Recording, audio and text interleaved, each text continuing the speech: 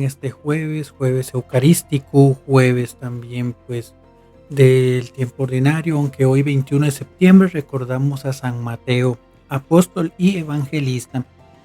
Para entender un poco sobre el contexto de Mateo y el valor del texto que hoy la Iglesia nos regala, pues hay que entender primero alguna situación propia de la experiencia personal de San Mateo.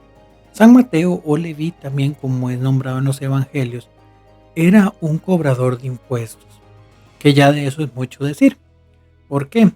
Porque recordemos que durante la época de Jesús, el pueblo romano es el que está justamente gobernando de manera de imperio el pueblo de Israel, quien anhelaba dentro de su experiencia que llegara ese Mesías que los liberara y les diera una soberanía, no solamente en temas de fe, en temas propiamente de culto, sino también en temas civiles, es decir, que fuera nuevamente un reino independiente, autónomo y demás.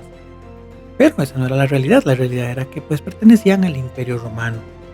El Imperio Romano se encargaba de cobrar impuestos y tributos para ser invertidos y también pues propiamente para demarcar esa soberanía. Y lo que se hacía era que el imperio asignaba personas que a su vez contrataba a pues a otro tipo de colaboradores que se encargaran de cobrar los impuestos propiamente al pueblo, a la comunidad. Mateo era uno de ellos. Y dentro de la religiosidad y dentro de la experiencia judía, ser publicano, como también se llamaba los cobradores de impuestos, pues era personas no gratas por varios elementos.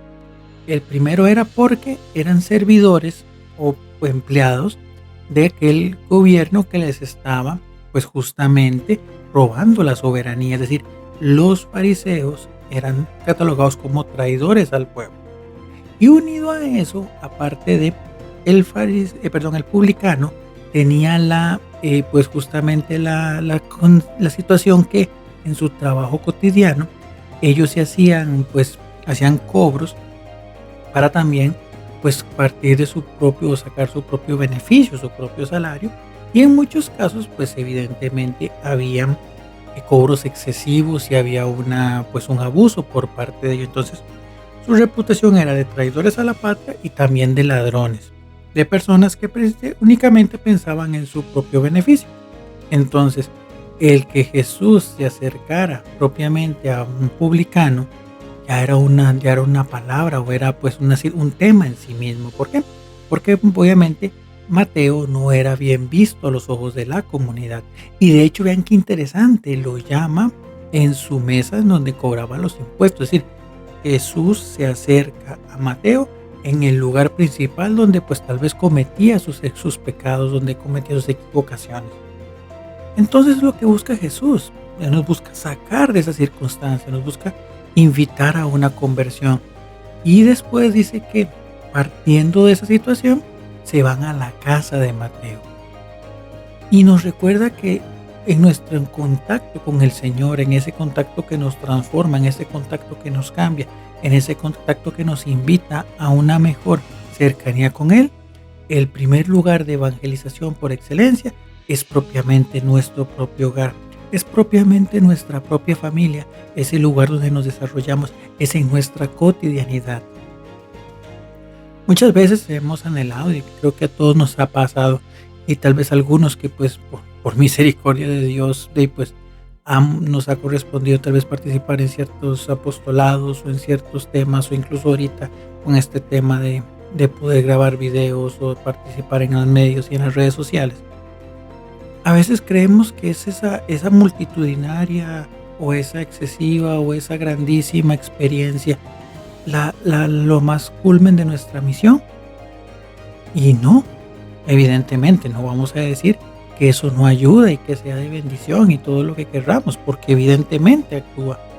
Pero el primer lugar y el lugar más importante donde todo cristiano debería empezar a hacer su misión es propiamente en su propio hogar, con su propia familia, en sus propias realidades.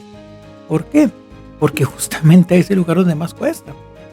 Evidentemente, muchos evangelizadores pues irán o vamos pues precedidos de que mira qué lindo que predicó, qué tal video, qué tal otro. Pero es en el hogar donde verdaderamente la persona manifiesta completamente su realidad.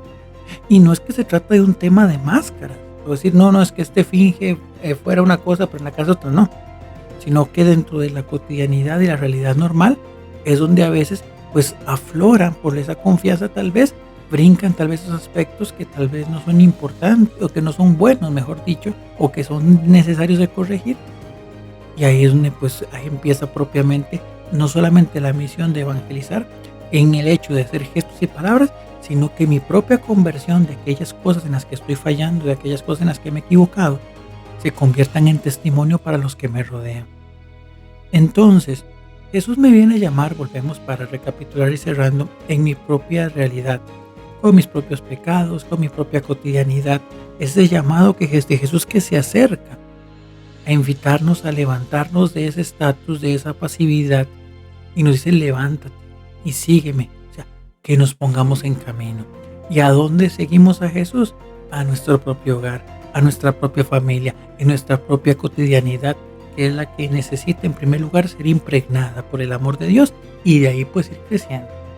Entonces no seamos sordos a esa llamada que Dios nos hace siempre en nuestras realidades y podamos cada uno en nuestras capacidades también responder amorosamente según los llamados que Dios tiene para cada uno de nosotros.